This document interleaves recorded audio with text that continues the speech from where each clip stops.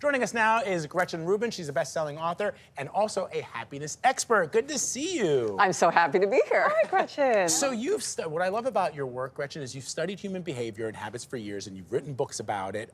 What is the #1 misconception that forms around why and how we form resolutions? So the big mistake people make is they think that, okay, I just need to find the one best way, the one right solution. But there is no one best way. There's no one-size-fits-all solution, a cookie-cutter response, because we're all different. So we need to find the way that's right for us. For example, the idea that you're going to get up and do something first thing in the morning if it's important to you. But that's good advice if you're a morning person. But if you're a night person, you're at your most energetic and creative later in the day. So maybe you want to move that habit later in the day. There's no one right way. Okay, but I still want a cheat sheet. I'm sorry, Gretchen, like help me. What is it that people can do to try to make the resolution stick? So one great thing to do is to think about the past. When have you succeeded in the past? When did you get enough sleep? Cook healthy meals, regularly do yoga, whatever it is.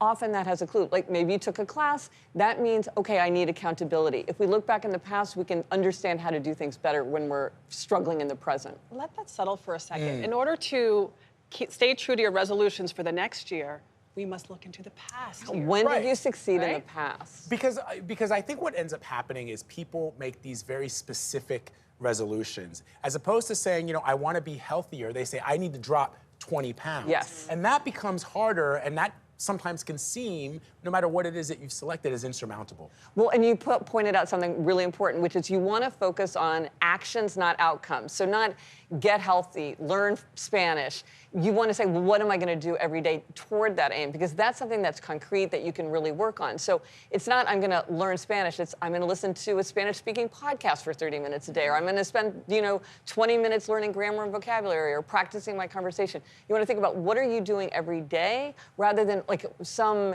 distant outcome. Like, what does that mean in terms of how your behavior is going to change? It's the That's journey, a big not myth. the destination. Right, always. There you go. It's always the journey. Gretchen, I'm so inspired by your wisdom.